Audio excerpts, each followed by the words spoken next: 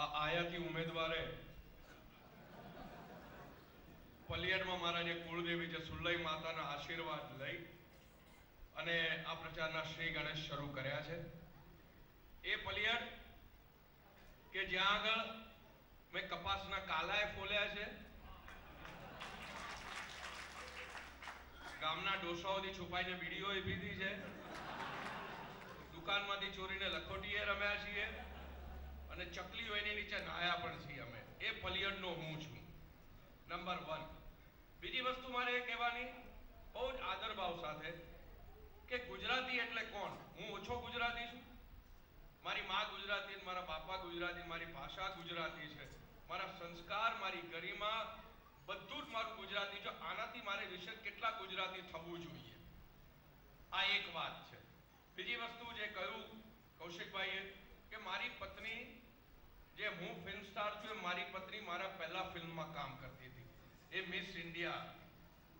અને એ miss India આજે 6 વર્ષથી રાજપુર ગામમાં જઈને શિક્ષણોને ટ્રેનિંગ આપવાનું કામ કરે છે. રાજપુર ગામમાં રહેતી હોય આ સેવાનું કામ.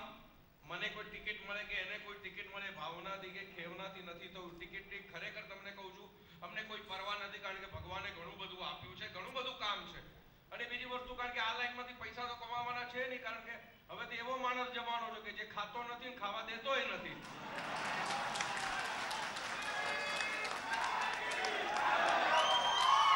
એટલે જે લોકો એમની જોડે જોડાવાના છે કે અમે અહીંયાથી માલ બનાવીશું, તો એ તો બિચારા ફસાઈ ગયા સમજો. એટલે નથી અમારી ઈચ્છા માલ બનાવવાની, અમારી પાસે કામ પણ છે, એટલે એ કામ ધંધો છોડીને આવવાની અહીંયા બીજો સમય નથી હોતો. એક જ માત્ર કારણ છે. ગઈ વિધાનસભામાં જ્યારે હું પ્રચાર માટે નીકળેલો ત્યારે લોકો કહેતા હતા કે બોલિવૂડના એક્ટરો આવી જાય છે પૈસા લઈને. ત્યારે મેં કહ્યું તો અમે 1 રૂપિયો લેતા નથી, કારણ કે અમે લોકો મોદી સાહેબના પ્રેમના લીધે આવ્યા છીએ. અમને એ ખબર છે, મેં સરદાર પટેલ કર્યું ત્યારે મને ખબર છે કે મરદ ભાઈડા કેવા હોવા જોઈએ ને લીડર કોને કહેવાય. એ સરદાર પટેલ કર્યા પછી જ્યારે મોદી સાહેબને જોયા, એનું કામ જોયું, ત્યારે ખબર પડી કે આ મરદ માણસ કહેવાય. બાકી બીજા બધા ખરેખર ઠગાઓ છે, બીજા કોઈનું કામ નથી. એટલે આવો મરદ માણસ જ્યારે મળ્યો ત્યારે એના પડખે ઉભા રહેવાનું, એમને સાથ આપવાનું, એમની સાથે કદમથી કદમ મિલાવીને ચાલવાનું, આ કામ અમારું છે. એટલા માટે અમે અહીંયા આગળ આવ્યા છીએ. અને આજે જ્યારે મોદી સાહેબ PM બનવા જઈ રહ્યા છે ત્યારે જો આપણે દરેકે દરેક ગુજરાતી, જેમ કૌશિકભાઈ કહ્યું કે ભાઈ અહીંયા બેઠેલો દરેકે દરેક માણસ, પરેશ રાવલ પણ છે ને નરેન્દ્ર મોદી પણ છે, એ દરેક માણસે પોતાનું લોહી વહેવડાવીને અથાગ પરિશ્રમ કરીને મોદી સાહેબને મોકલી દેવાના છે. 26 સીટ ગુજરાતની એમને આપીને ત્યાં આગળ મોકલવાના છે. બીજી વસ્તુ, મને એમ કહેવામાં આવ્યું કે ભાઈ કાર્યકર્તાઓ છે એ નારાજ છે. મારું કહેવાનું એક જ છે તમને કે જુઓ ભાઈ, તમે તમારા પૈસા ખર્ચીને મારી ફિલ્મો જોઈ છે, મને હિટ બનાવ્યો છે, બરાબર. આજે તમે તમારો પસીનો ખર્ચીને મને નેતા બનાવવા નીકળ્યા.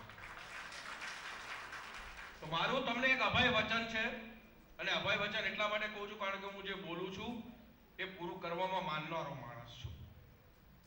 તો મારું ખાલી વચન એ જ છે કે તમે જો મારા પર ભરોસો મૂક્યો છે, કારણ કે હું તો અહીંયા આગળ તમારા થકી જ આવ્યો છું, કારણ કે હું એક સીધી સાદી વસ્તુમાં માનું છું કે કોઈ પણ નેતા કોઈ પણ માયનો લાલ લઈ આવો, કાર્યકર્તા ન હોય તો ઊભો ન રહી શકે.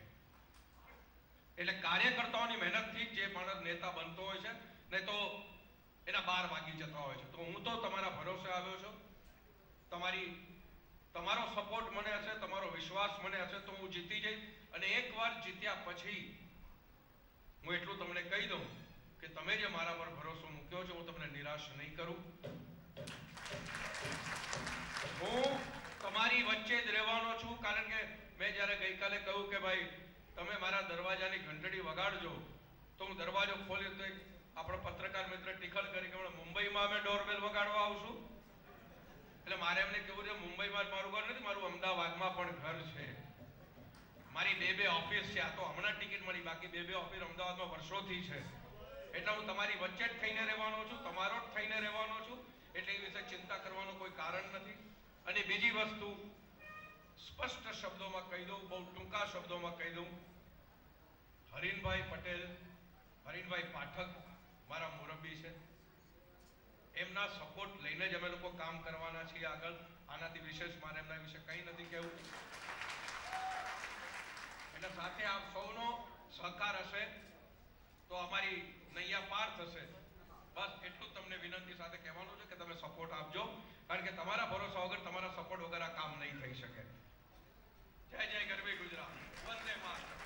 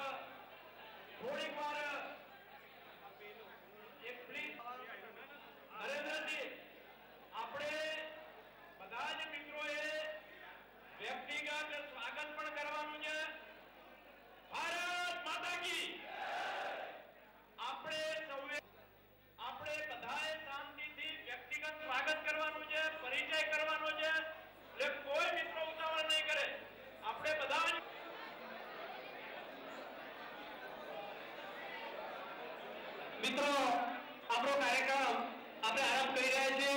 શ્રી પરેશભાઈ રાવલ આપણી વચ્ચે ઉપસ્થિત છે. મિત્રો, હમણાંથી આપણે સૌ પરિચિત છીએ.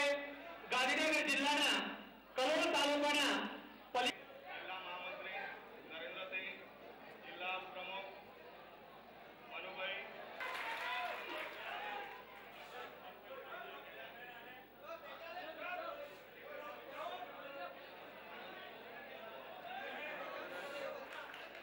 આપણા હવે હું જે નામ બોલો એ તમામ કાર્યકર્તા સૌથી પહેલા અમરજીભાઈ, આપણા જિલ્લાના મહામંત્રી નરેન્દ્રસિંહ ઝાલા, ત્યાર પછી દહેગામ તાલુકાના મહામંત્રી અમરસિંહ ચૌહાણ, ત્યાર પછી મહામંત્રી બિપિનભાઈ પટેલ, ત્યાર પછી દહેગામ તાલુકાના ઉપપ્રમુખ રમણભાઈ પટેલ, મનુભાઈ સોલંકી, કારુસિંહ રાઠોડ ઉપપ્રમુખ, દીપકભાઈ શાહ ઉપપ્રમુખ, રાઠોડ દહેગામ તાલુકા ભાજપ મંત્રી, રાજુભાઈ ઠાકોર દહેગામ તાલુકા ભાજપ મંત્રી, રણજીતસિંહ, ભાવેશભાઈ પટેલ, ત્યાર પછી મોરચામાં બાબુભાઈ.